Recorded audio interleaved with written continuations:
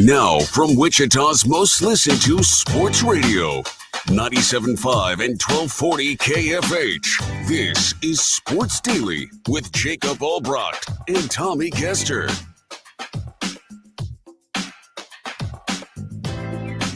All right, welcome in, everybody, to another edition of Sports Daily. It'll be Paul Savage with us, hour number one. Tommy will join the party in hour number two. Glad to be here with you on this Tuesday edition. Still buzzing from another Chiefs championship. We'll relive it all with some new audio. We'll also visit with the executive producer of the Chiefs Radio Network, Dan Israel, for the final time for a while. That'll come at the top of hour number two. Looking forward to that conversation, certainly. A day before the parade and a couple of days after the big game. Unfortunately for Jayhawk fans, we got to get into what we saw last night down in Lubbock from the Jayhawks. We will also, at some point, revisit the weekend for Wichita State and K-State, which we didn't have a chance to get to yesterday in the after party of the Super Bowl. The number, of course, for you to get in touch with the program is the KFH hotline at 869-1240. We'll give away some HTO today. We have another giveaway to tell you about in just a little bit that we're excited about as well. Lots of stuff coming. Paul, how are you this morning? I am good, and I just want to tell you, congratulations. I really enjoyed seeing the H2O commercial on the Super Bowl. Yeah, what'd you think of that? What'd you think of that? I thought it was tremendous, and you just know thousands and thousands of people around here saw that, and that's good for your location in Derby. It's good for your location in Hutchinson. That is really cool. I mean, because I'll be real truthful, you didn't tell me that you were going to have a commercial. I don't know if you told anybody. Well, no, because we want the feedback, honestly, that people saw. It's been stressful. So we've been in Chiefs games all year with our commercials, and it's all kind of led up to this, and it was just like, the whole experience is stressful, right? You haven't done anything like that, and you're just like, when's it going to air? When's it going to air? When's it going to air?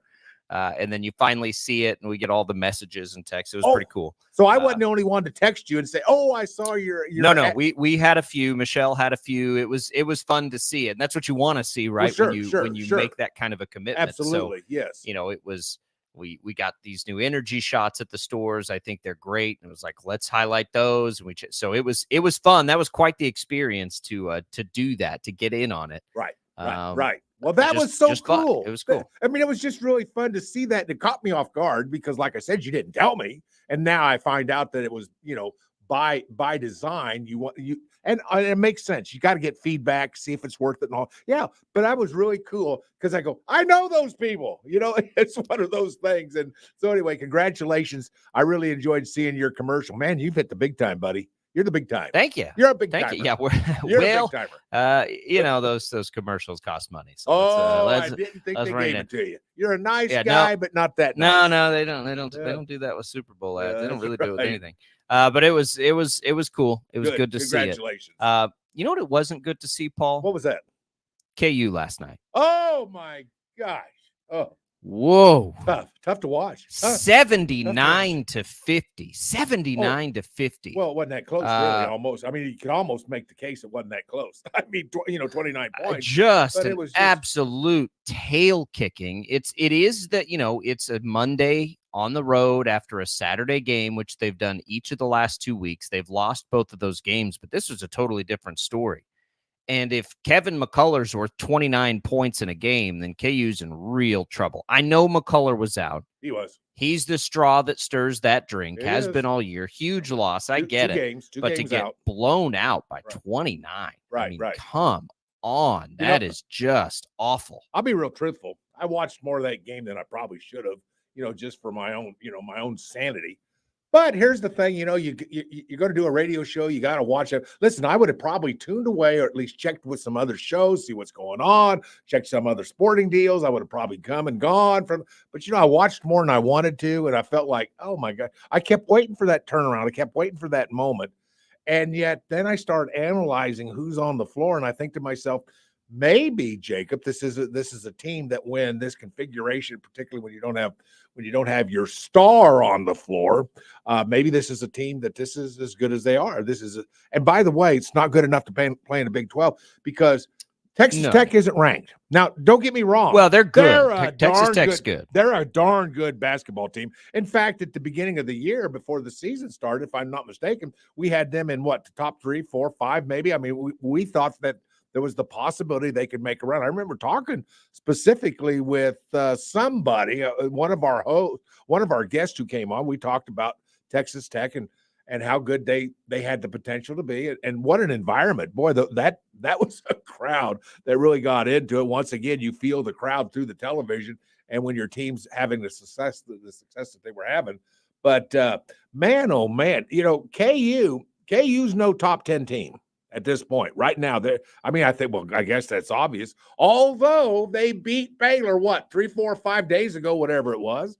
So, I guess this is to be expected. I mean, when you look at KU after their Baylor win, they played last night tired. I mean, they look tired to me. They look like they were worn out. And I think even you're tired because you have like zero bench production. And every starter has to play every minute. Yeah, of course they're tired coming on a Monday on the road after. That's what they looked like against K-State last week. Right. And guess what happens in the postseason, Paul? You play a lot of games without any rest. And so, I know that Kansas has succeeded with short benches before, but not this short, right? This is way if you go back and look at some of the better teams over the years, they're running at least 7 and sometimes 8 guys getting minutes. KU's running 5, right? They can't even find one bench player right now because Furphy, who has stepped up, has had to come into the starting lineup. Last night, Adams, Dickinson, Harris combined 5 for 30, Paul, 5 for 30. I know. And so, if it's not going to be McCullough, and look, last night clearly got away from them, right? That's not the norm. But what is the norm is struggling on the road. They're now 1-5, I believe, in Big 12 play on the road, away from Allen Fieldhouse, and a lack of depth. And right now we look at it, this team is not winning a national championship, no, which is absolutely what we thought was possible for this team when we realized that 80% of the starting lineup was all-American caliber players, at least all-conference caliber players. Well, that's right. But the problem has been they don't have anything else. They lost Arterio Morris because he was, making very poor choices. And it's that has just, they've never been able to, fill the role he was supposed to fill. Furphy has looked good as a freshman, but that just means you have zero bench. Timberlake has been a disaster. The 2 freshmen aren't where they need to be. Jackson and the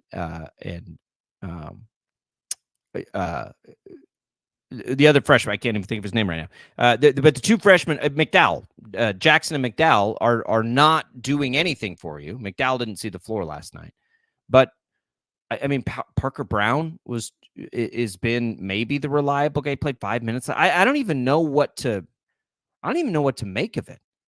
Right? I get McCullers out of the lineup, but you still have 2 All-Americans, DeJuan Harris and Hunter Dickinson, that caliber player, and KJ Adams, who's at minimum all-conference caliber. You still have all 3 of those guys on the floor. You can't get beat by 29 points in any game. No. That's right. That's just crazy. And last week we talked about the substitution situation for the University of Kansas. Remember that conversation we had? In fact, it was just last Tuesday is when I was in on Tuesday of last week. And we talked about that. And I brought up Nick Timberlake, that he would be the one to go to. No, well, hold on, Paul. Hold on. I don't know that he's our guy. And you're probably right, except that he might be the best of what they had. Now, let's give him some credit. Give Nick Timberlake some credit. He went 5 from 7 for the field, 2 for 4 from threes, scored 13 points, had some good minutes, 29 minutes, had some good minutes. I mean, he kind of was the spark plug of that University of Kansas basketball team last night, although they need a few more. And if he is going to be your highlight go-to guy, then you've probably got problems. You were right in that essence. But, it's nice to see a kid like Timberlake step up and play well. But as you pointed out last week, if he's your go-to guy, Kansas has some problems. I don't know what they're going to be able to do.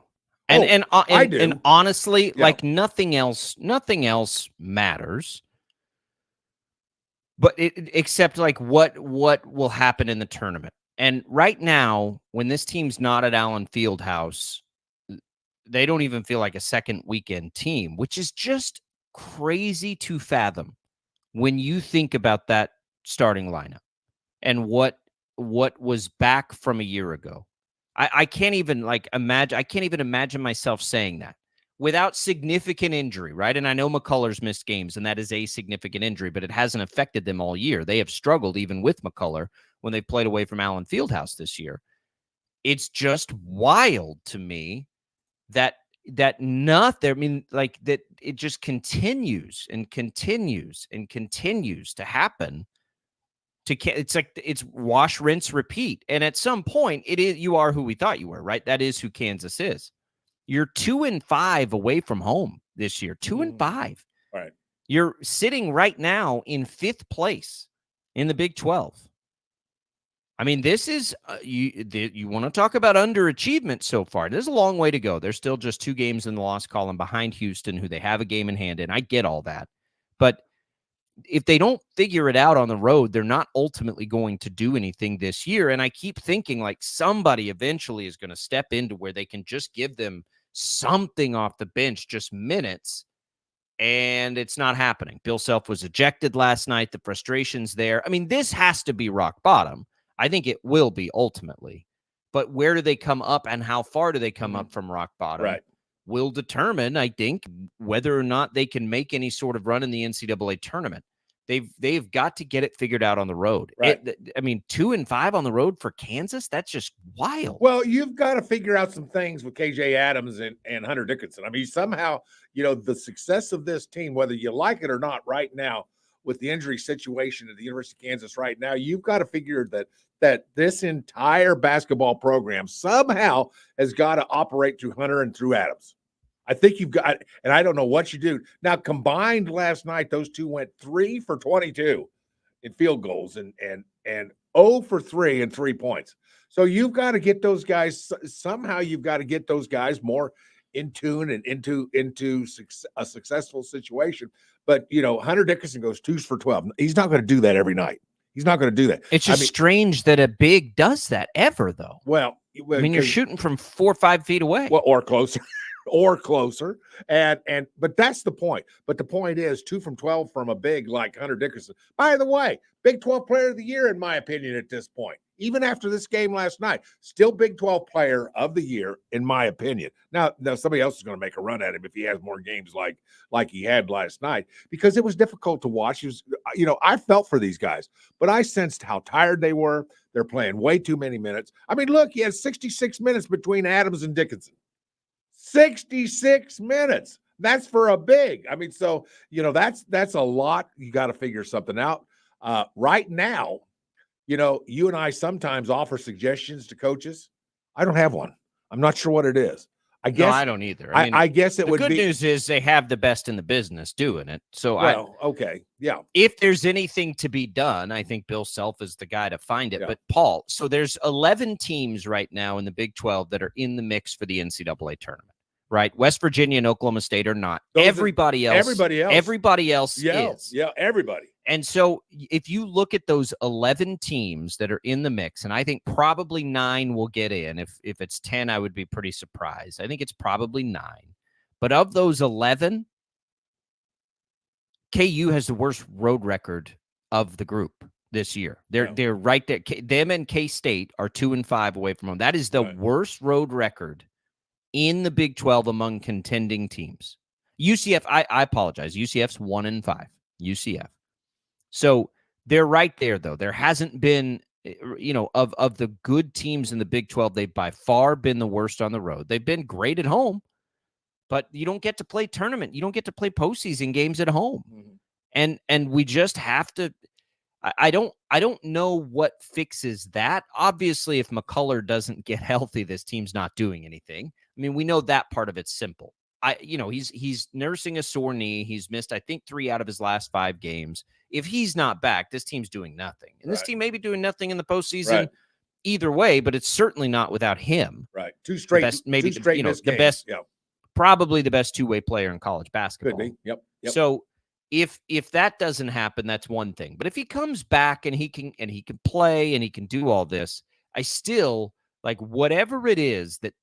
And it's lack of depth. I know what it is. It's playing on a Monday after you played on a Saturday and playing it on the road when you got to travel and do all that stuff when you're already gassed because you have to play your starters all these minutes. But it's not like that's something you can say, well, it's just that and they'll get beyond that because that's what happens in the tournament, right? You play 2 games in 3 days. So, and more in the Big 12 tournament, right? It's even bigger. I don't know what they're going to be able to do with this short bench. I don't look at it and say, oh, well, Timberlake's going to figure it out before things are done. He had a nice offensive night last night in the blowout. I really don't take much away from that, though. Like, let's see it in a game where something means something. The freshmen just haven't been there. Parker Brown's been okay, but you got give us one person off the bench that comes in and doesn't make things dramatically worse. That's all. That's what they need. Let's start with one, right? Start with one and maybe you can get 2, but it'll be fascinating because the things that are plaguing this team, I would have never guessed would have been things that would have plagued this team. Right. Never would have thought that with this group. No, we're not used to it with the University of Kansas, are we? I just mean this team specifically. Well, but this team. I got you, and I see what you mean. And by the way, that's a very good point about the bench. By the way, last night, let me just run down. I won't even give the name, but just let me give you the number of minutes played in this game off the bench. 1 minute, 6 minutes, 1 minute, 2 minutes. Jackson played 24 minutes, and Jankovic 3 minutes. I mean, that's not even really a bench. Can we even call that a bench? We don't even. Well, and that's in a blowout too. And that's it. Yeah, and that's trying to get. I don't think minutes. Bill Self was right. Well, I don't know that Bill Self was in the mood to give anybody a night off. Yeah, I got you. So a couple of video comments. Rick points out that McDowell was sick. Right, I just couldn't think of his name off the top of my head. He didn't play at all. A couple of different people have pointed out that the top 10 or 11 in the Big 12 should probably be ranked. That's fine. I agree. I don't disagree with that at all. But the point is still that Kansas is not winning anything on the road, and they continue to have the same sorts of struggles. Yeah, we know the Big 12's a grind, and Kansas is great at home, but you don't get to play tournament games at home. Right. Rick says you get 3 or 4 days off before the Thursday or Friday game in the NCAA. Yeah, I know, Rick, but then you got to turn around and play Saturday. Or you got to turn around and play Sunday. You get 1 day off between your 2 games when you play them. And that's what happened, right? You played a Saturday to a Monday, and that's gassed them now 2 weeks in a row. Well, how does a Thursday to a Saturday or a Friday to a Sunday sound then when you're playing good teams away from Allen Fieldhouse? That's going to be tough for a team that has no depth. And right now, there's nothing that indicates they'll be okay in that scenario. There's a lot of time. I don't want this to sound like the sky is falling. I mean, it is to some degree. I also don't want to downplay it because the sky is falling if you're a KU fan right now because you're just you're not able to see the bright side. You're not able to see a light at the end of the tunnel. Well, first and foremost, you got to get McCullough healthy. If McCullough's not healthy, nothing's happening anyway. But if he does, what can they do? There's plenty of time. There's a month to figure this out. And Bill Self teams get better as seasons go along. Right. But it's just the same thing over and over and over. That's what's becoming very frustrating for KU. Quick question for you before we go to break. How many losses will the Big 12 champion, regular season champion have? We've been guessing at that. I don't – it won't be more than 5, I don't think. It'll probably be 5, but it won't be more than that. I mean, do you see Houston losing more than 2 games down the stretch? I don't know. I didn't think they'd lose 3, and they've lost 3. So I don't. Yeah. That's a good question. One of those was at Allen Fieldhouse. Well, one was. Okay. Yeah. I don't know. It could be 6. I'm more curious to see if any one team can sit up there by themselves. Oh, yeah. By the way, speaking of all this college basketball, KFH and Taco Bell have your chance to win a trip for 2 to the College Hoops Championship Tournament in Kansas City, March 13th through the 16th, to cheer on Kansas and Kansas State. The trip includes 2 all-session tournament passes, 3-night hotel accommodations. To enter, simply text TB Big. Again, to enter, you just need to text TB Big to the number 20357. You want a complimentary breakfast burrito? Go to kfhradio.com, click on the events page, download the voucher, and then head to any Wichita and surrounding Taco Bell locations, excluding Hutchinson, for your chance to see the College Hoops Championship Tournament and snag a complimentary breakfast burrito from Taco Bell. Happens right here on KFH. Glad to have that for you. Good luck, everyone, as you enter that through the coming days. Good. We'll come back. We'll get back to some Super Bowl celebration here on Sports Daily.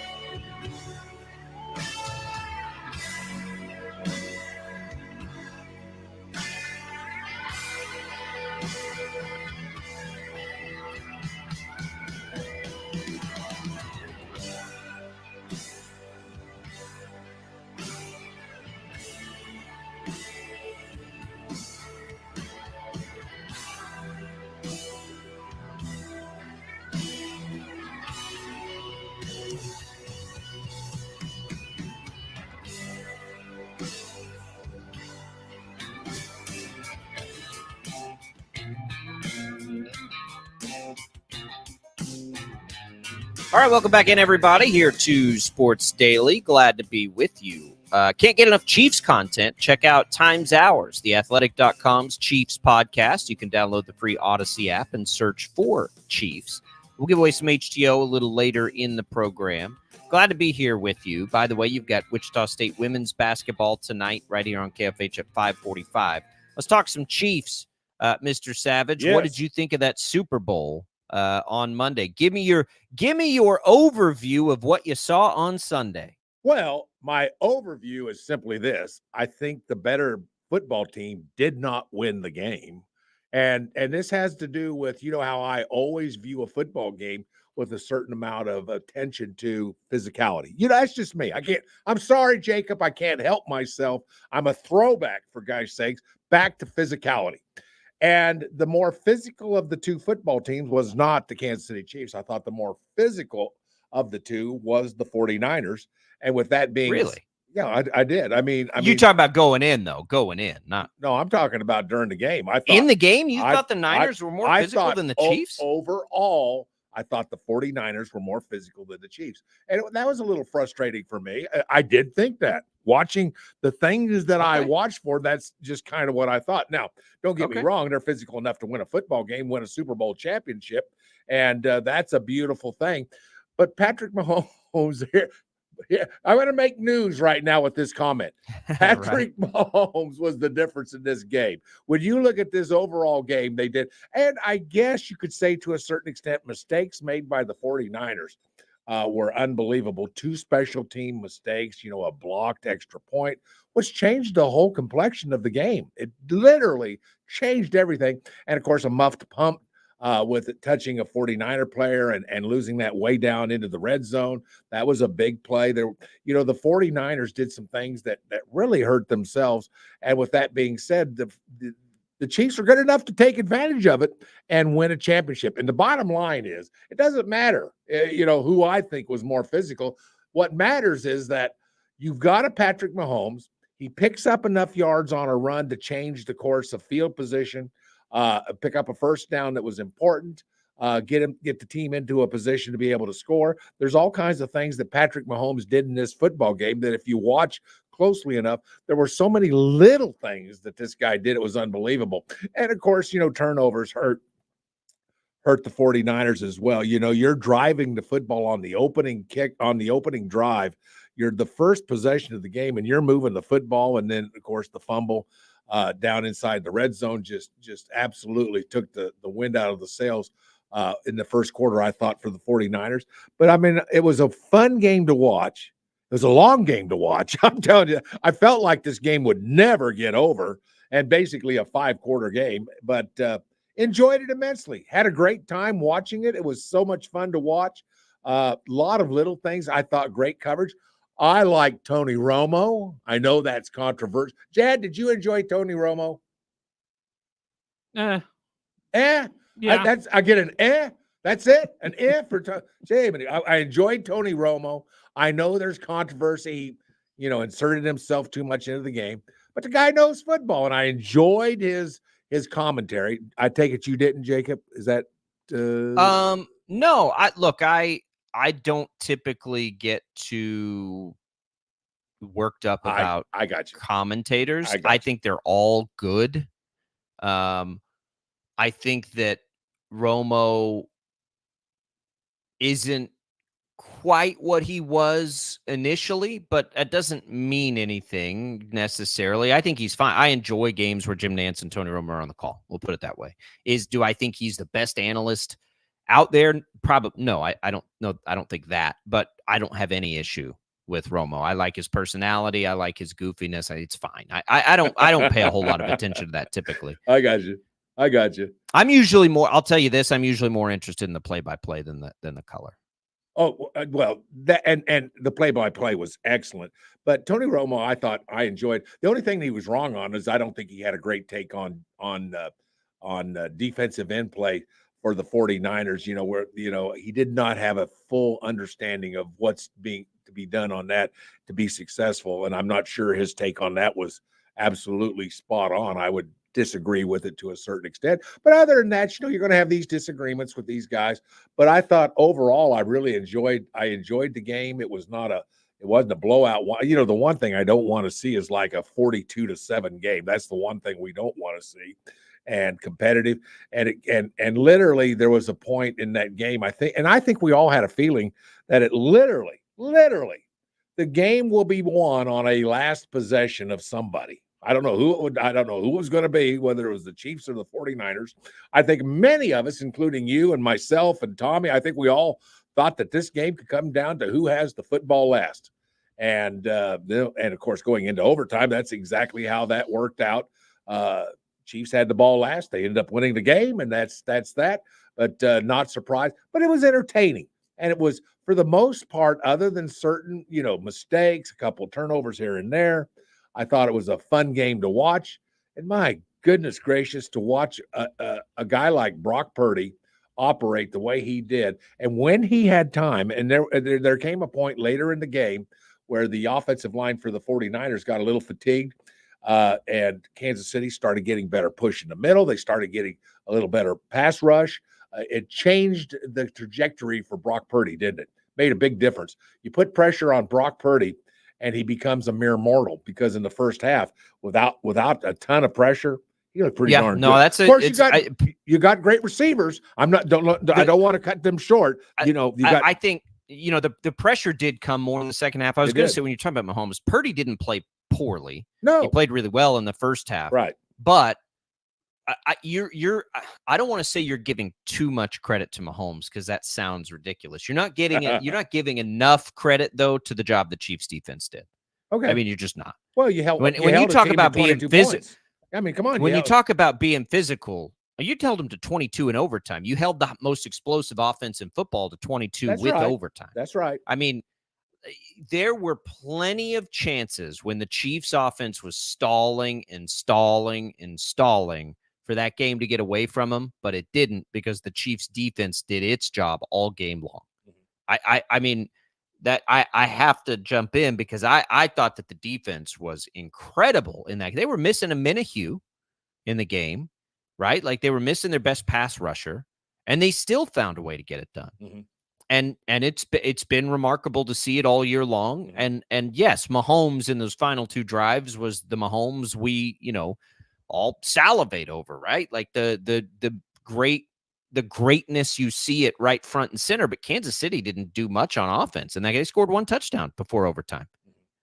They scored one touchdown. So I think that while Mahomes was certainly critical, obviously, to the final two drives, he had an interception. He didn't do much in the first half, if nothing at all. But the defense held him in it, and special teams, Paul. Like, that was a defense and special teams win. I mean, Butker was incredible. Townsend, incredible. The special teams coverage unit led to the only touchdown the offense scored. That was based on a special teams play.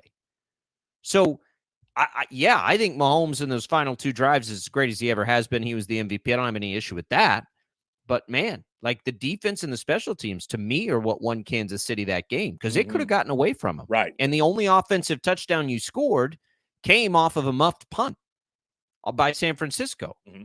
So, I don't know. I think you're not giving quite enough credit to those ends. Maybe not, but also, gosh, I mean, Harrison Butler, I mean, when you start getting 57-yard field goals and and you know something, you trot the guy out there for something like that, and you're thinking to yourself, well, this is just a chip shot. I mean, psychologically, I'm sitting there thinking, well, this is already made. I mean, you trot him out for a 35-yard field goal, and you think, yeah, this is easy. But all of a sudden, you're thinking to yourself, it's nothing to make it. There's nothing about that looks so hard. I mean, he still's got distance. He's got aim. I mean, he's plenty over the bar at 57 yards. And you're sitting there thinking, what a weapon, what an advantage. And it was just really fun to see. And, of course, let's not take anything away from Moody, the kicker for the 49ers. I mean, Jake Moody also had a 55-yarder. So, we had two of the best kickers, it looks like to me, in the business in the NFL today. So it was a lot of fun. And my takeaway for this game, Jacob, which is the main thing, is I was entertained. Because sometimes I can become jaded. There are NFL games where, I hate to tell you this, I flip off and go check some other things going on on TV, whether it's other NFL games or maybe it's something else. But I was entertained. And as long as I'm entertained and having fun, it's all. It was, I guess it was it's all messy early, but it was good. That's it right. was messy early, but it was good. Correct. All right. So Jad's gathered up some audio for us. We want to play for you here. This is new audio. I haven't heard this yet, so I'm excited about this. First things first, let's go with the last play, Jad. Mahomes was mic'd up on that play. Chiefs Radio Network then mixed him being mic'd up with Mitch's call on the last play. So we're going to hear the last play, and then we'll hear Andy Reid talking about the last play and what went into it. Hey, so got trips right bunch, F, shuttle, Tom and Jerry right, yellow. Orange, let's go! 13 seconds to go in the overtime. Set. We're good. A touchdown wins the game. Set. Right side touchdown! Kansas City!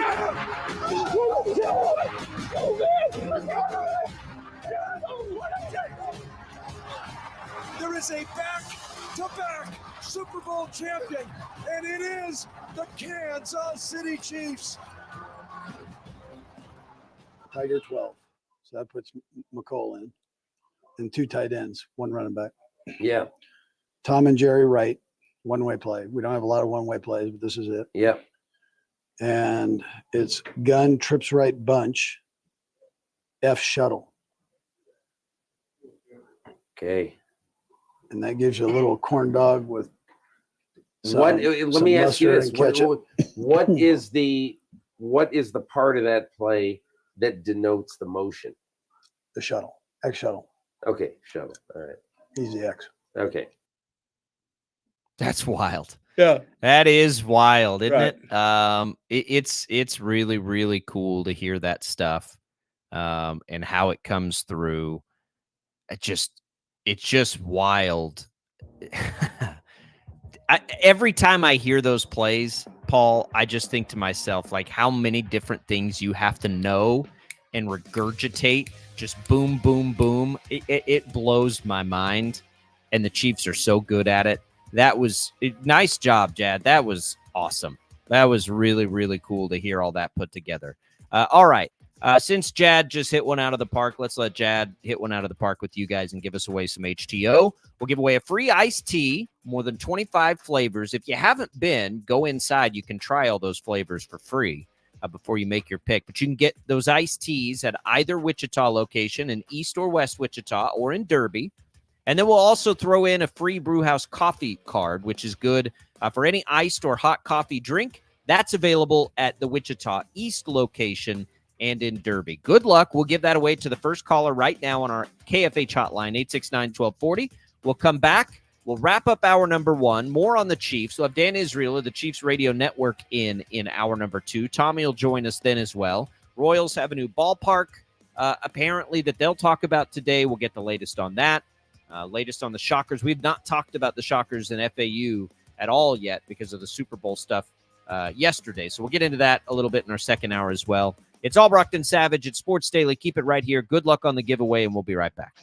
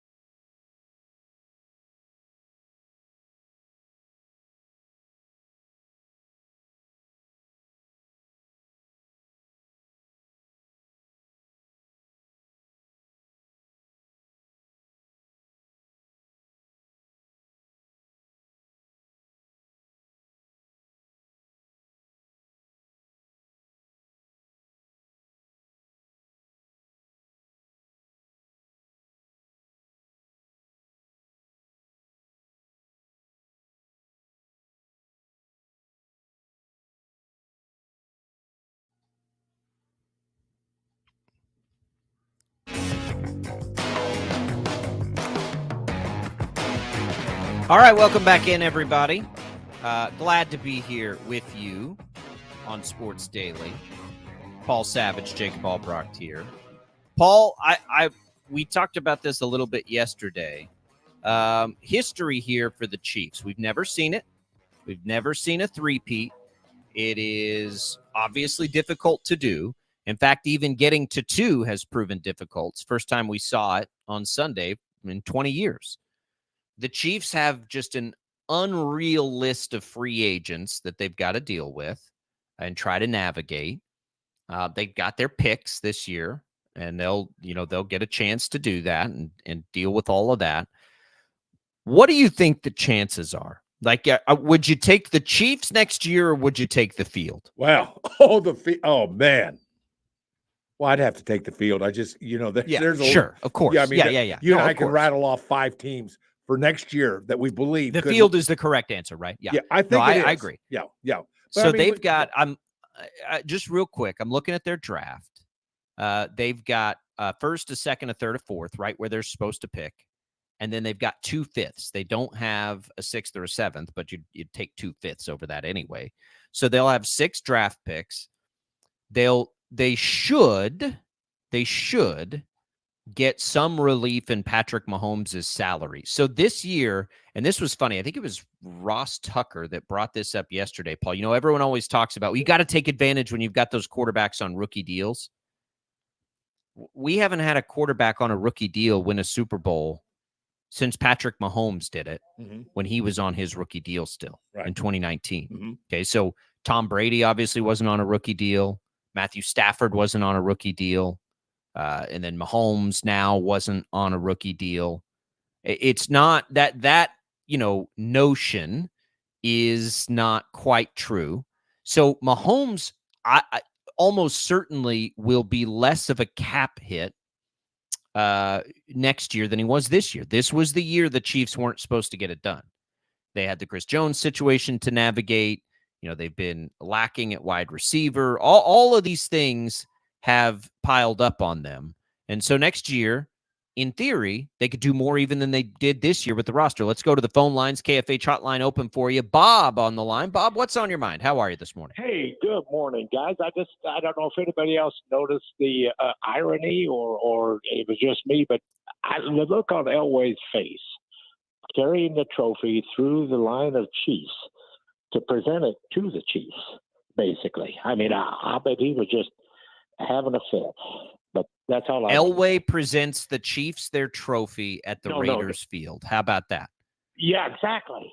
Exactly. I mean, how fitting is that? That is just perfect.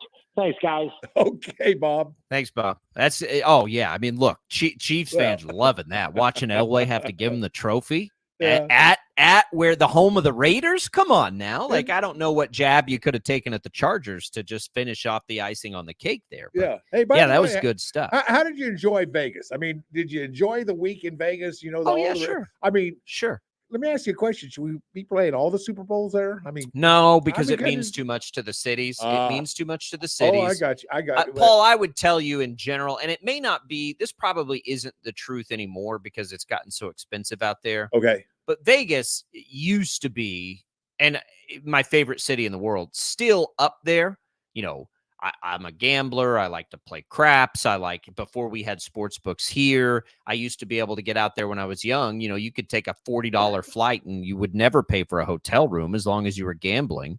That part, I loved all that. That was fun. It was my favorite place to go. Well, that's all changed now. It's very expensive to get there. It's very expensive once you get there. So it's become a little less appealing for me. But I love Las Vegas. I think what you see there is unlike anywhere in the world, and that's what makes it cool and unique and everything else. It's a great city outside of the casinos too. Right. But no, you can't do them all there because it's a part of the appeal for the NFL to get these teams to build these expensive stadiums and these cities to build these expensive stadiums is the allure of the Super Bowl. I love that they're moving the draft around. What a wonderful idea that's been.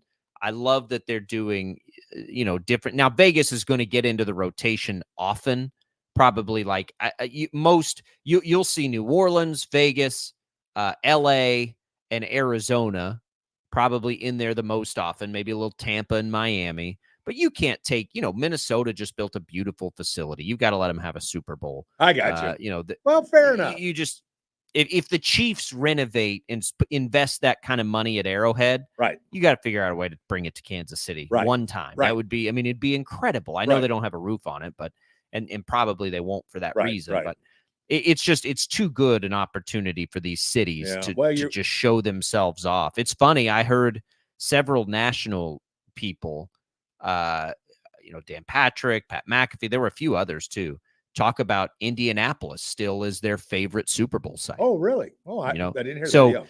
You'd never think that, right? It's just like a lot of people say Wichita's their favorite place they've ever been for an NCAA tournament, right? Because the city showed up and put it on. You got to give those cities that opportunity. You got to do that. That's right, and I agree with that. I really enjoyed the week in Vegas. I don't know why. Probably for the same reasons you just mentioned with regards to it's Vegas, man. It's fun. It's Vegas. That's right. Yeah. Let's take a quick break. We're going to come back. We're going to bring Dan Israel in. I wonder if he's slept much yet. We got a big parade coming tomorrow. There's going to be so much good stuff with Dan to go through from that game. We'll do it next on Sports Daily.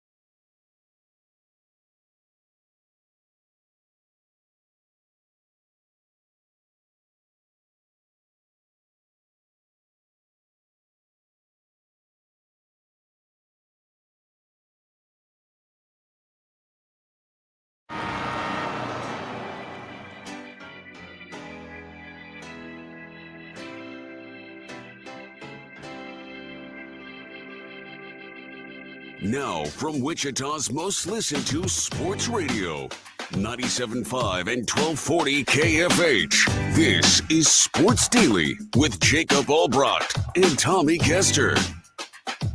Caught! Touchdown! Kansas City! Hey, Chiefs Kingdom, we have you covered. Joining Sports Daily Live, executive producer of the Chiefs Radio Network, Dan Israel. And we do welcome in Dan Israel, fresh off of a Super Bowl victory. Dan, does it ever get old? No. Can that be my intro every week? Yeah, there you go. You got Paul and I here today, Dan. I can't imagine what this is like now. And honestly, it does get a new flair, right? Because you get a chance at history now. You accomplish something that hasn't been done in 20 years. Now you get a chance to accomplish something that's never been done. Does that make it feel any different than the first two? I mean, I think it does to a little bit. I think it was interesting in the locker room after the game. You could literally sense from Travis Kelce that they had to win this game so they could set history and three-peat. And I'm thinking, wow, he didn't even take an hour to enjoy a back-to-back Super Bowl. He's already on to the next year. Here's what I love about that. I don't think Travis Kelce's entertaining retiring at all. I got since they want to come back, they want to compete. The Chiefs are a relatively young team. I mean, I know we've been talking about Mahomes and Kelce and Chris Jones for the past 6 years and their age. Certainly Mahomes isn't that old at 28, but Kelce at 33, 34, Jones at 34. Or I think Jones might only be 30 or 31, but I think they're really prepared. I think in their minds, they're focused on the ability here to do something that no team has ever done before. I don't think it'll change their legacy. I think the Chiefs have proven that this is a dynasty, that they are the team of this decade, and that's going to continue. They're going to be in another Super Bowl, maybe two more. Can they do a three-peat? Don't know. It's never been done before. It's probably never been done before because it's difficult to do. But I love the fact that they're thinking about trying. Yeah. Paul Savage here, Dan. Thanks for joining the show today. I want to build off of Jacob's question because it was a great question and great insight. And part of that is that I've coached over 30 years at the high school, college, indoor professional level here in the Wichita area. I've won 7 championships in 33 years. Those were darn hard to get. Every one of them was hard to get. Hardly any of them back-to-back. Only 2 of them maybe back-to-back. You realize how hard it is to win a championship, whether it's a high school tournament or a state championship, or whether it's a KCAC championship or a Jayhawk JUCO championship or any of those or an indoor football championship. You know how hard those are to win? They're extremely hard to win. How do you win 3 in a row? How do you win 3? Jacob was onto something. How hard is it to win 1, let alone 3, Dan? Well, we spent, in my career alone, Paul, is 37 years before we got that first. Oh. So to your point, it's exactly right. It's very, very difficult to win these.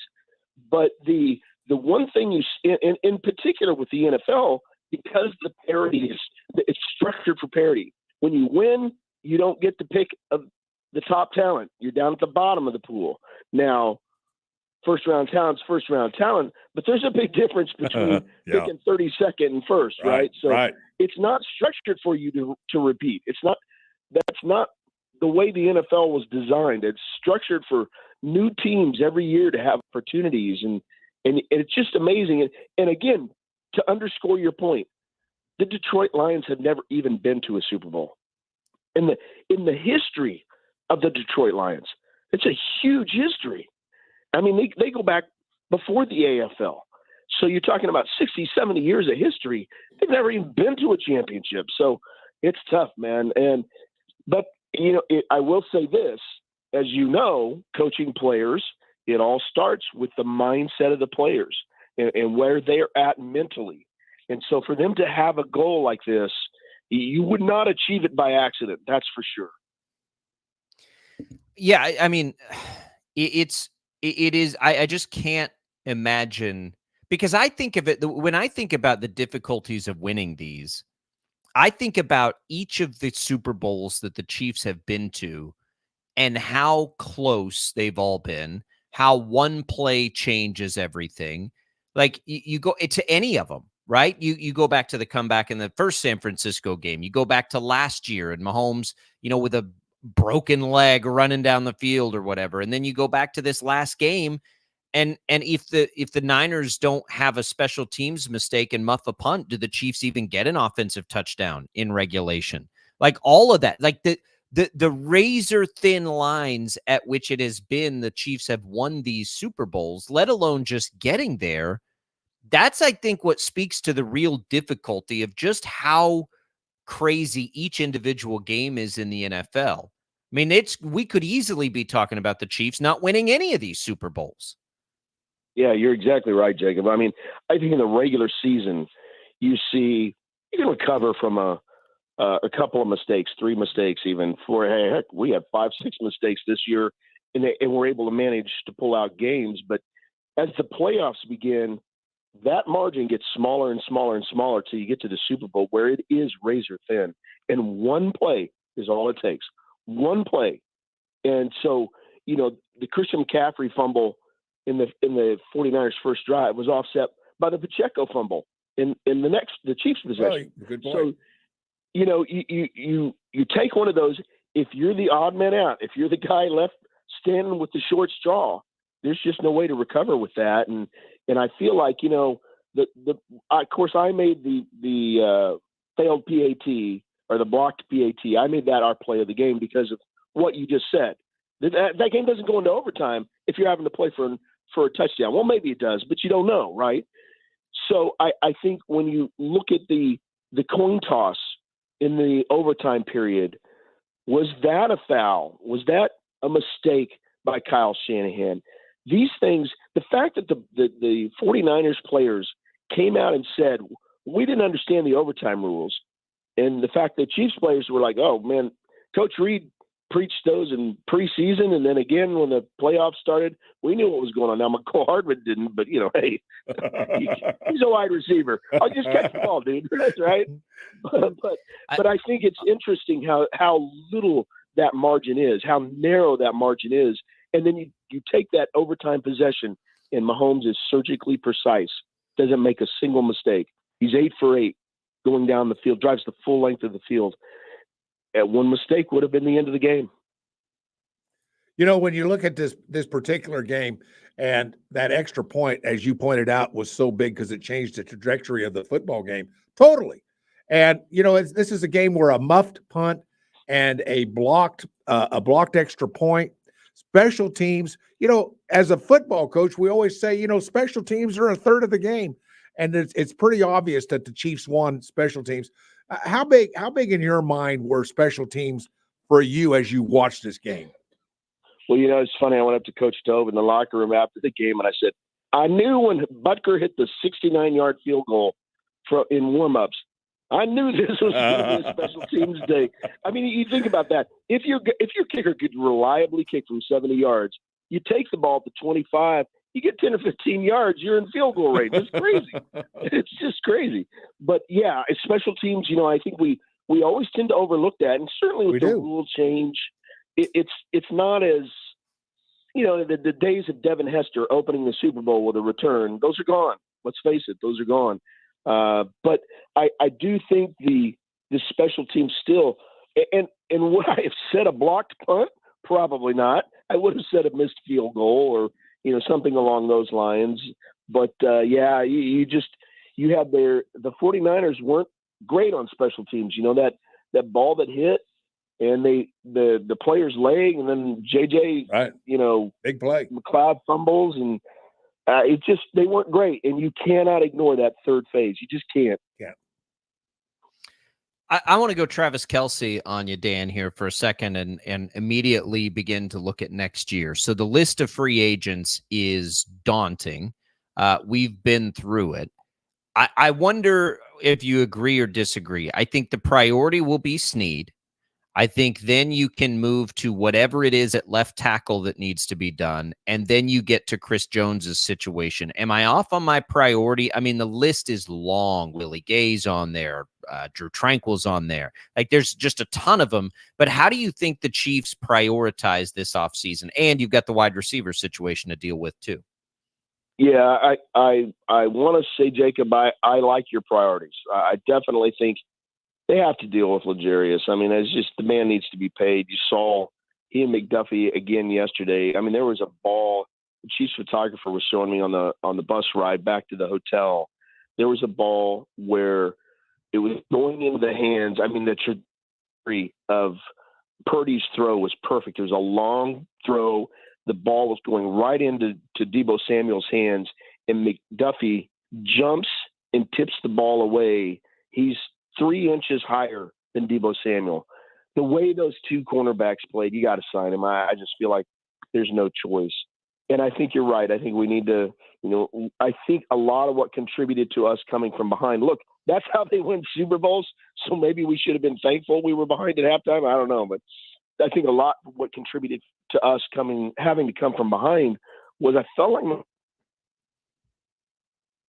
just rushing things. He wasn't seeing the field, and that comes from panic. And look, Joey Bosa, I get it, but Joey Bosa wasn't a factor in this game. But I think you need to make sure you're protecting we're now calling Michael Jordan of football, right? If you're not investing in protecting him, then you're asking him to do more than humanly possible. So I think those two are critical. I think the Chris Jones deal, I want to say if you look at the way last year went in the offseason with this thing, there's no way they're going to retain Chris Jones. But I'm telling you, man, I watched him laying on the field. I watched him in the locker room. I don't know what's going through his mind, but I think him, Kelsey's a good example. Kelsey, you could tell Kelsey, look, you're going to have to take a $10 million pay cut. And Kelsey would go, all right, whatever it takes to win these football games. He don't want to go anywhere. He wants to be a Kansas City Chief. He wants to play with Patrick Mahomes. He wants to be coached by Andy Reid. And I think that the mindset there, and I'm going to throw Drew Tranquil into this as well. Again, I love Drew Tranquil. I've been like, I don't know, man. I just love this kid. He was in a bad situation.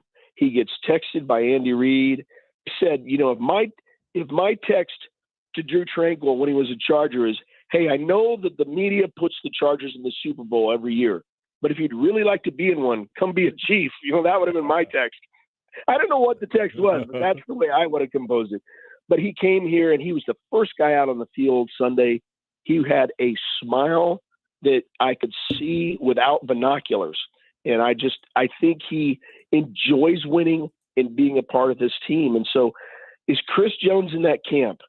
I guess we're going to have to see, but if he were, and there were a way to work all of this out, man, you talk about three-peat potential. What a fascinating thing that would be. Unfortunately, I just don't think the way the league is structured with cap, it's going to be very, very difficult. Not as difficult as, say, the Buffalo Bills. The Bills are in a mess, man. They just have not managed the cap well at all. Our problem is we just have too many good players, too many players that really do deserve and need to be paid, and there's just not enough money to go around. So we'll see how the new capologist takes care of business here right away, because there is some work to get done. Well, I love your take with regard to the corners, and that is, we've always said if you've been around this game long enough, you have a great corner. It's 10-on-10 advantage defense. When you got two great corners, it's 9-on-9. I'll tell you what, then the real advantage to the defense. I like that take. But I've got to ask you something very, very important with regards to the Kansas City Chiefs.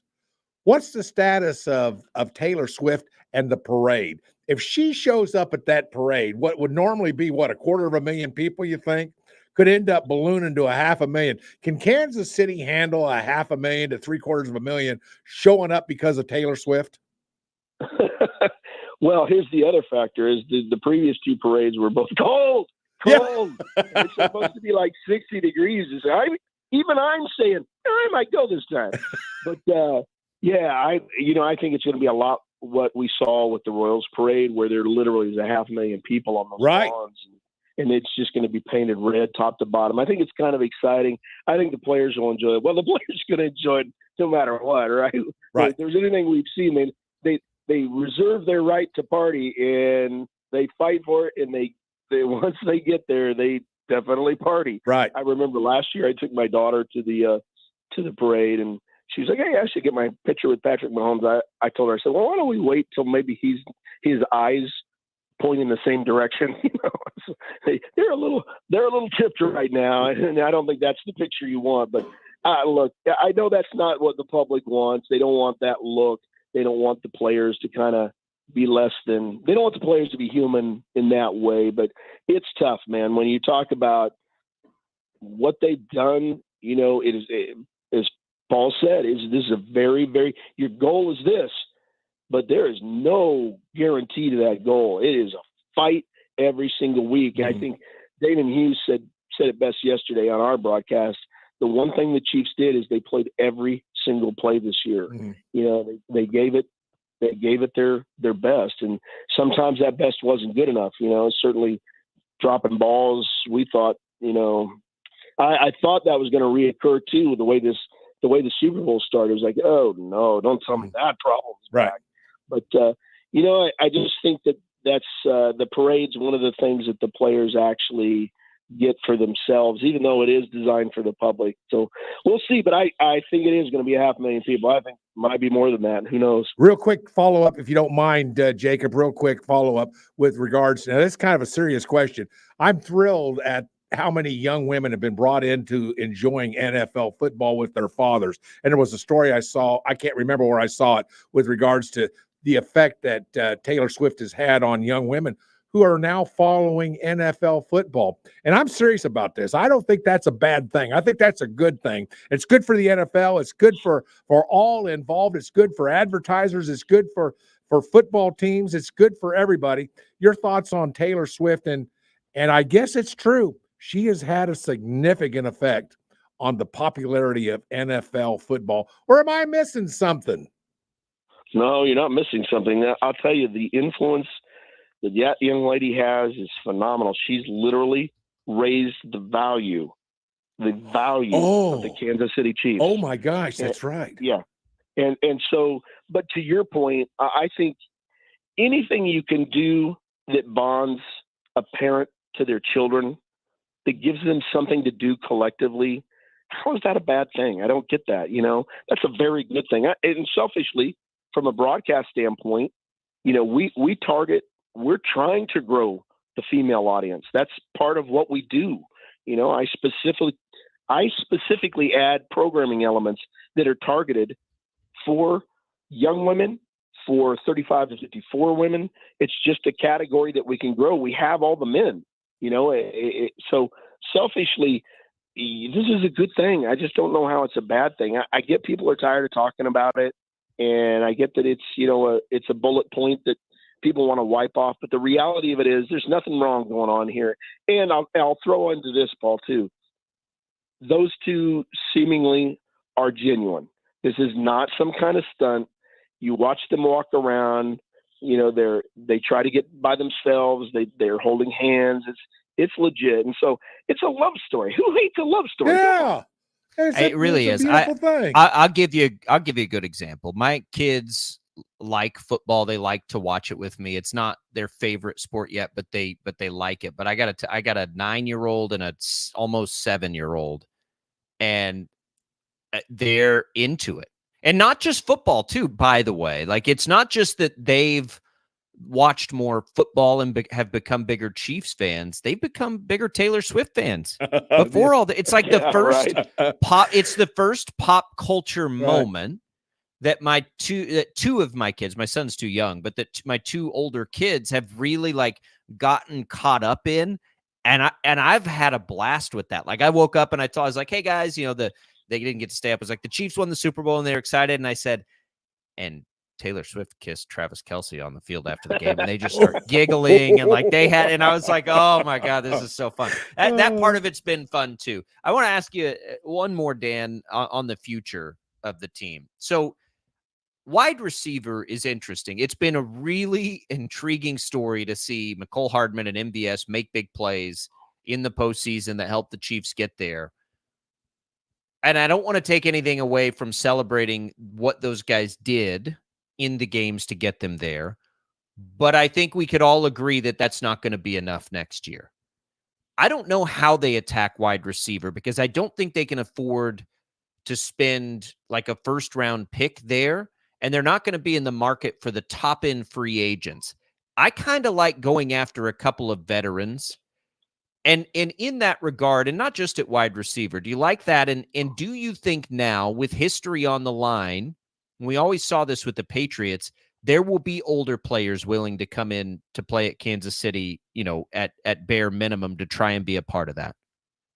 Yeah, you got players who've played their whole careers, never even sniffed a ring, now would think, hey, if I move to the Kansas City Chiefs, at least I've got a chance. So you're right about that. I also think it's interesting, a dynamic about this wide receiver room is that MVS has a fourth year here, or third year, or whatever it is. And will they pick up that option? Because let's face it, guys, in the last two postseasons, regardless of what his performance has been in the regular season, in the postseasons, he's made plays. He's been there. He's been a guy you can count on. And so that's a tough one because it's a very high paid contract. Do you continue that? How do you eat that? There's a lot of questions. I do think, and this is my opinion alone, nothing I see in the organization suggesting this other than what I'm going to tell you, which is I think that the wide receiver coach is an area they need to replace. And I'll tell you why. If you had a classroom of students and every student failed their exam, you blaming the student? I mean, it's right. Well, if you don't win, the quarterback gets fired. If the quarterback doesn't win, then you fire the coach. That's an issue that they have to address. I don't know though. Like, I think in fairness, like MVS is kind of what he was in Green Bay, like a guy that can get open down the field, but that doesn't always make the play on the ball. Mecole Hardman was cut by the Jets. So I think that the Sky Moore part of it's, I guess, more interesting. So that's a good point and an interesting one. Yeah. But there is no way to me that let me start back a little bit, Dan. I think there's about a 0% chance the defense is as good next year as it is this year because I don't think they can bring everybody back. So if that is the case, then they have to then get a little better on offense. And it's going to be hard for them to do that if they don't get better at that position. So I don't know that in my opinion, you can't roll into next season with running the same thing out there. You have to improve it because I don't think the defense can be as good based on the losses that they're inevitably going to have to take there. Yeah, I think that's true. I don't. Well, first of all, I think they're the best defense in football. So, agree. Can they maintain that? No, I don't think that's very tough to stay on top of the hill. Just as it is, look at the Dolphins. Look at the guys that the number one offense. It's hard to stay there, right? So you're right. I do think there's a balance, and I do think they have to address the talent. Sky Moore is a very interesting question. Kadarius Toney, where are you at with him? I hear behind the scenes that they feel Kadarius Toney is one of the most talented players that they've ever seen, but that just, he struggles with the mental aspects of playing in the NFL. And do you address that? How do you go ahead and say, okay, we're going to let go a guy we think is very talented because we just don't think we can reach him? So yeah, there's a couple of interesting questions, but you're right. You probably do need to bring in some talent. Where they prioritize that talent, I'm not sure, but I do think you need to bring in some fresh blood as well. Well, Dan, I can't tell you how much we've appreciated the visits all year long. Maybe we'll hitch up a couple of times as we get close to the draft and some things like that to see how things are going. But we value the partnership greatly. We love being, the home of the Chiefs here at Odyssey. We love having your weekly visits. It's a fun perspective. I'm so happy for all of you guys who work behind the scenes because I don't think people realize sometimes the amount of people it takes for something like that. And to have it come to fruition as much as it has, it's just awesome. We're happy for you guys. We appreciate it greatly. Thank you for the Yeah. visits all year long. Hey, Dan, by the way, what size ring do you wear? 13. Start putting that under your thumb. You're going to run out of fingers. There you go. I'm running out of fingers. Yeah, I got one on each hand. I don't know if I can handle the weight of another one on the second hand. So. Congratulations, man.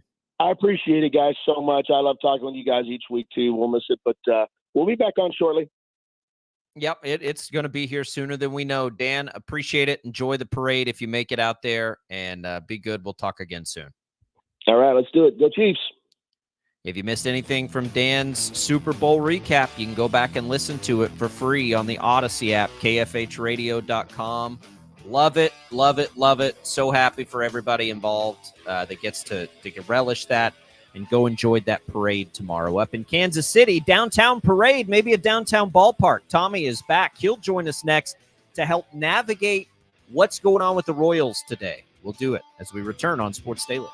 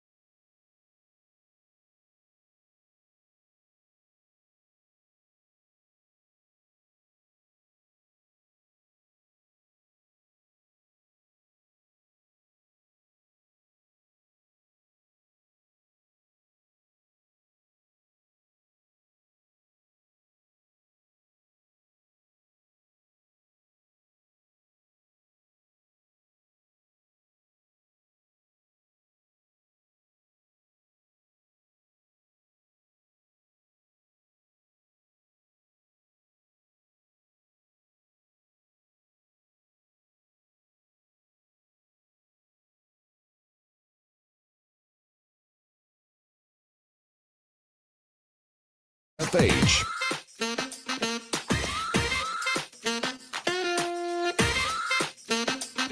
All right, welcome back in. Congratulations, by the way, to Paul for winning our HTO giveaway. Not Paul Savage, as Jad points out. We make Paul pay. Yep, I pay every time. Yeah, me too, Paul. It's not cool. All right, so really appreciate, again, Dan Israel for stopping by. I was very excited to have him in coming off of that. Good stuff that we got there on the offseason that we'll get into throughout the week here. You can go back and listen again on the Odyssey app. Tommy rejoins us now, or joins us, I should say. Tommy, what's going on with the Royals? Now, they've announced, well, there's reports of where they're going to put this thing. I guess the team hasn't officially announced it. They'll do that later today. Which one is this? My problem with all of this stadium talk is I don't know the geography of Kansas City. So which one is this? Yeah, so there were two different downtown locations that have been considered over the last several months. It was not the original one. Not the, I believe, the East Village. That's not the one that they're looking at. It's the one that is the Crossroads District.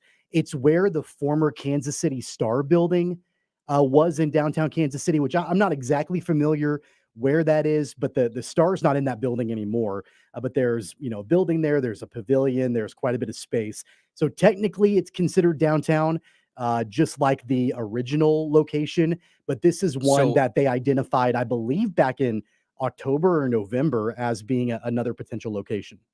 So it looks like it's on the other side. So if I look up Crossroads District, it looks like it's just on the other side of the highway there from Power and Light.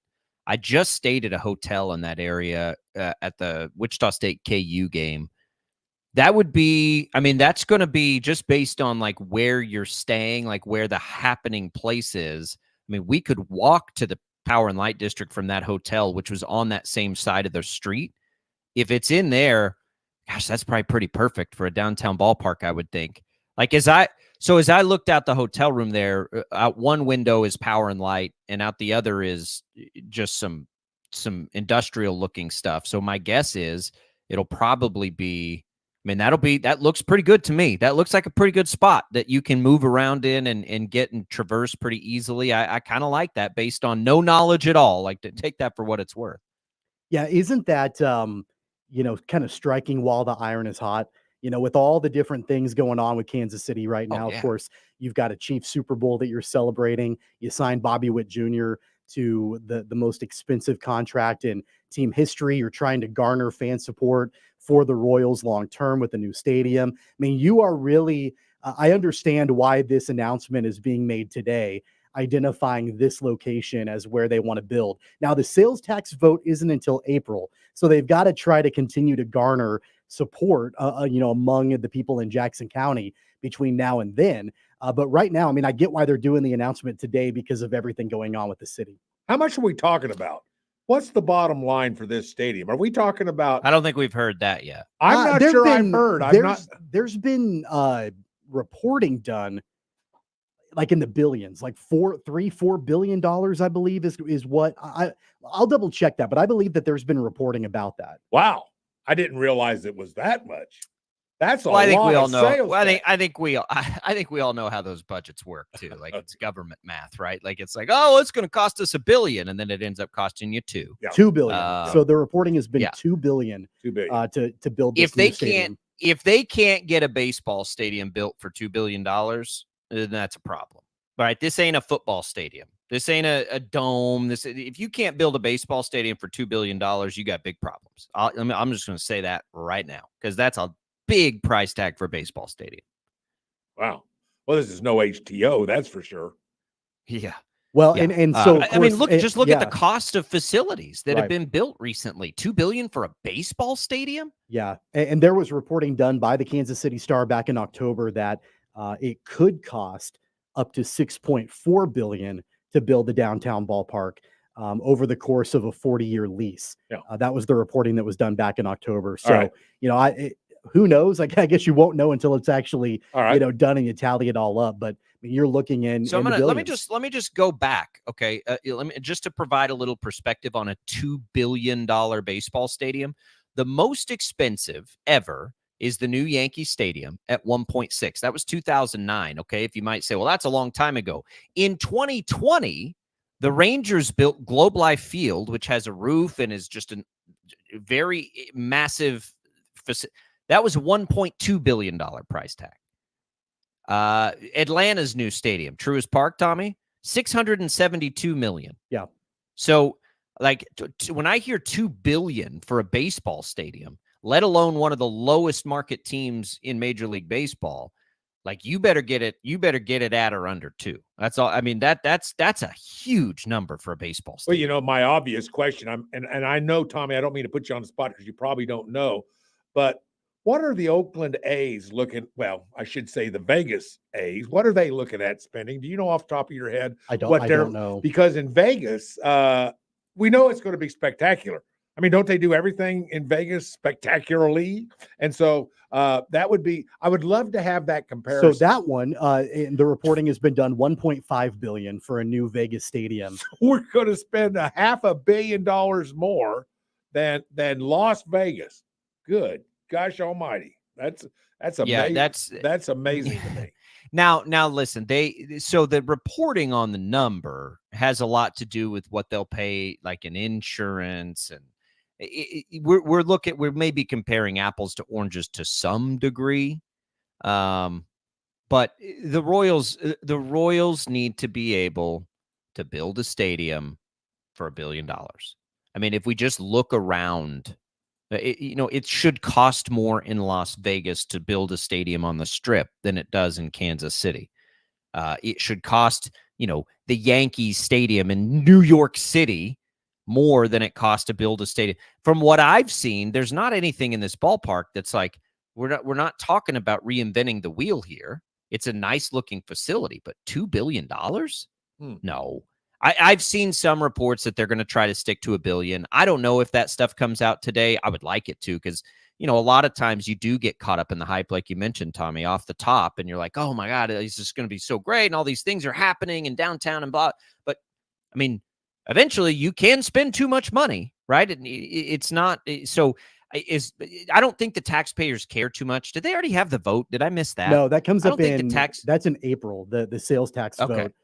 For the residents of Jackson County. And, it sounds like, and I know that it's ultimately going to be up to that vote, but, all of the controversy surrounding the other location, not the other one in Jackson County, but the one that goes to another county. It's like Clay County, I think, in North KC, that was a proposal. Haven't heard anything about that in a long time. So, I don't know if that proposal is dead in the water or what that looks like. I mean, obviously, if the team is going after this particular site right now, basically, I think that all would stand in their way would be that vote that happens in April. Land acquisition must be off the charts. They're getting prime land in downtown, and that's not cheap. I mean, it's a good spot. Yeah. That's a good cheap. spot. It's not cheap land. And if it's I get what they're doing, right? If you don't tell your taxpayers this will cost you more, because it doesn't sound like it will, it'll be the same thing they've been paying for, and they're excited about everything, it's a pretty easy vote. But the reality is, if you spend, $2 billion instead of $1 billion, that's $1 billion that doesn't go somewhere else in the county. I mean, that's the reality of it. It is still costing you something. It just doesn't come out of your paycheck the same way. So it'll be I think the vote's going to be fine. I don't think they'd be this aggressive unless they were pretty confident they've got the vote. And I do think Bobby Witt Jr. put it over the top. A nice start to their season would help if they're not voting until April. Maybe a little added pressure for the Royals to get out of the gates hot, perhaps. But it will become the crown jewel of Kansas City. It will. I mean, the T-Mobile Center is great, but the T-Mobile Center basketball arenas don't look the same way a baseball field does. No, that's right. It will become the crown jewel of Kansas City, and so they got to get it right. But well, and look, $2 billion, that doesn't compute for me. Once they have a downtown ballpark in place, and I'm not even talking about having it built all the way. I'm just talking about once it's finalized that it's going to happen. At that point, all eyes turn to Arrowhead. What do you do with Arrowhead long term? What do you do with the Chiefs? Do they stay there? Do they renovate the entire Truman Sports Complex to make it, an area for just the Chiefs, or do they start looking at another location? Could that potentially be something that goes to Kansas? We've talked about that before. Looking no, at it's tied looking together at on legends. that vote. Yeah, that vote's tied Yeah. together. So I'm 90% sure the vote is tied to both the Chiefs and the Royals. So Okay. if they vote it sounded like last week when we talked to Alex Gold, the thought is they'll just renovate Arrowhead. Yeah. Which, he was not, if I recall correctly, he was like, what, maybe a new stadium makes more sense than just throwing some paint on an old one. I'll have to think about that. That will become the next big thing. What do you do there? People are nostalgic about that stuff until they go and sit in one of these new facilities and are like, this is amazing. Holy cow. This is incredible. I did it with the Rangers. The old ballpark, you're out there sweating your tail off. You can't even drink enough beer because you're sweating so much.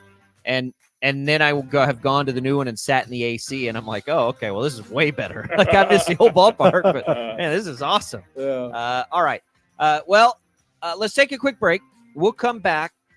Shockers, we haven't had a chance to talk about the Shockers game on Saturday. We got to get to that and get Tommy's thoughts on KU last night. Duck, heads up, not pretty. We'll do it all as we wrap up Sports Daily.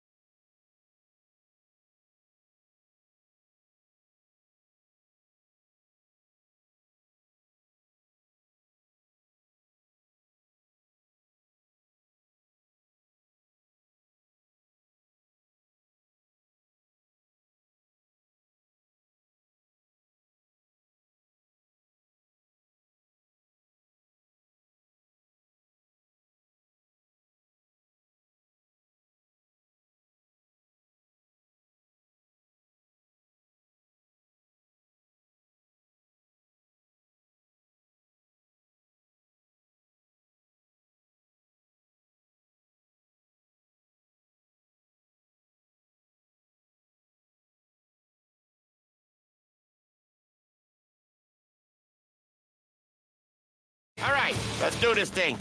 Go! Sports Daily is on KFH.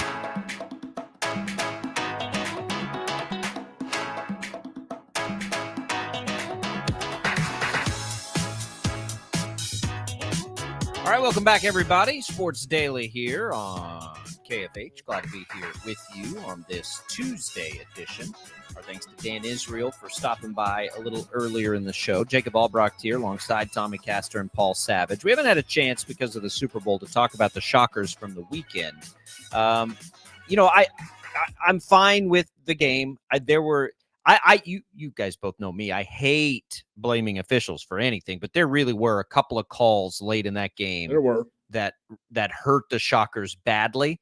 That had they gone the other way, that very easily could have been a win instead of a loss. And I'm going to give them credit there. They got outmatched in overtime clearly, but I don't think the game should have gone to overtime in general. But that was what we needed to see out of them, other than getting the win, which we definitely need more of. But the performance itself maintains that hope that they could win games in the conference tournament. Yeah, it does. I mean, and we've known this throughout the entire conference season that they can hang with the top level opponents in the American. As soon as that game went to overtime, I kind of thought, okay, well, it's an extra 5 minutes that, Wichita State doesn't have that, that clutch experience to be able to pull away in situations like that. It wasn't an epic collapse like we've seen throughout the conference season. So that's a positive. I mean, it was a back and forth affair between both Florida Atlantic and Wichita State. I thought that the Shockers showed a lot of composure and a lot of poise. And then really just the experience of what Dusty May has at Florida Atlantic and that veteran squad. That really is what took over in overtime. And I know you look at that final score and it looks like a wide margin. It really wasn't. It was just Florida Atlantic shot lights out in overtime. But I'm proud of Wichita State for their fight. I know moral victories are not what we're here for, and I totally understand that. But I am seeing growth, and I think it's important growth as we move forward, not only this season, but more importantly into next. Yeah, basketball in Florida is getting better and better and better. That's not a bad state to watch basketball in. But, you're right on that, the growth of Wichita State in that game. Now, look, we're talking about one of the best teams in the entire American Conference. I mean, so and you ended up with 9 times you had to score tied. You had 11 lead changes. I mean, this was competitive. Watching this game and watching Wichita State grow and mature and play toe-to-toe with a team that's really good was good for me. It was cathartic for me. I healed a little bit with these guys. I said, but we do. Go ahead, Paul. They've been in now 7 of these losses. They've had this situation where they've had leads late in these games. Right. I know. I don't want to say that I'm happy about Saturday, but I'm maintaining. Right, I'm maintaining the thought that maybe they can make a little noise in a conference tournament. Right, but at some point, being close is not good enough. I think we're trying to be realistic here. Nobody's happy about it, right? You got to win these games. There are lots of teams in this league winning these games. You're 2-9 in the conference. Now you get games coming up. You're at East Carolina, at Charlotte. You get Tulsa and Temple at home, at UAB, Rice at home, at Tulane. I'm going to say this. I think there is the possibility that they could go 7-1 in those, 6-1 in those games. I think that's the goal now, because I do think Wichita State should be better. I'll give Charlotte their credit. East Carolina, Tulsa, Temple, UAB, Rice, and Tulane, Shockers need to be better than those teams. And I think they've shown that they can be. So you got 7 games here. No more excuses about the schedule. Go 6-1. Wichita State should be better than those teams. Is that unfair, Tommy? Well, you've got a couple of teams on that list that, while from a talent perspective, you think you're better than, those teams have beaten Wichita State at one point this season. East Carolina did inside Koch Arena. You lost to Tulsa on the road.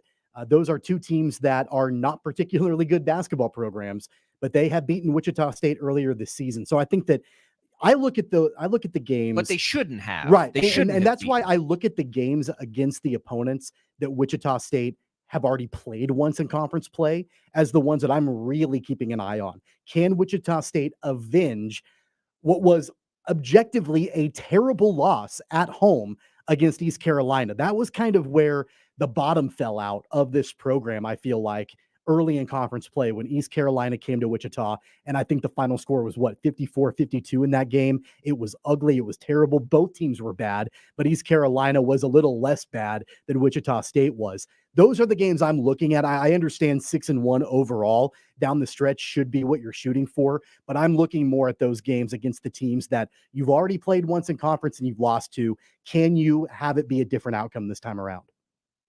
Well, I mean, look, you shouldn't lose those games. We'll have Kevin Saul on tomorrow. I'll ask him the same question. So if you shouldn't have lost those games, and they shouldn't have lost to East Carolina, Tulsa, or Temple, then you should beat them the next time you play. So if that's 3 of the wins, UAB, Rice, Tulane, and Charlotte, I just, like, you should win these games. Like, if it's all been schedule-based, right, if that's the excuse we're going to use, not we're, some people, the schedule ain't that problem anymore. Like, the strength of schedule the rest of the way is not good for the opposition. So Wichita State needs, that's how they'll show us that they're making progress. They'll win games that they should win, which they have not done enough of this year, period. Well, Florida I can't wait for the opportunity. Florida Atlantic is a team that could win this conference, and you played competitive with him for a whole basketball game. Yep. I'm encouraged, Tommy. Yeah. That makes me feel good about the Shockers, and their trajectory is the direction we want. All right, we'll come back. We'll tell you what's on the network tonight next. I stopped.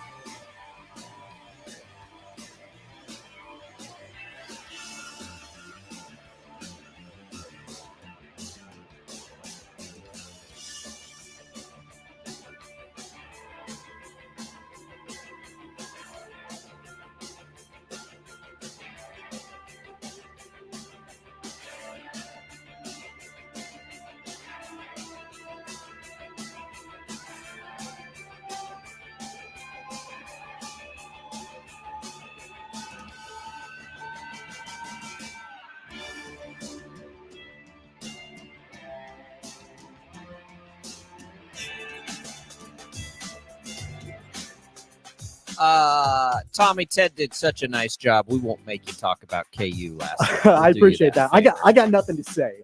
Bad loss, bad game. Throw the tape away, move on.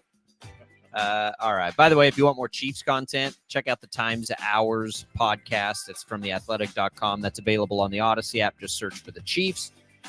Man, what a great show. What a fun show. We appreciate Paul Savage stopping by. You've got Shocker women's basketball. Pregame coverage begins tonight at 5:45. Regular programming until then, including Bob and Jeff locally 2 to 4. I'm Jacob Albracht.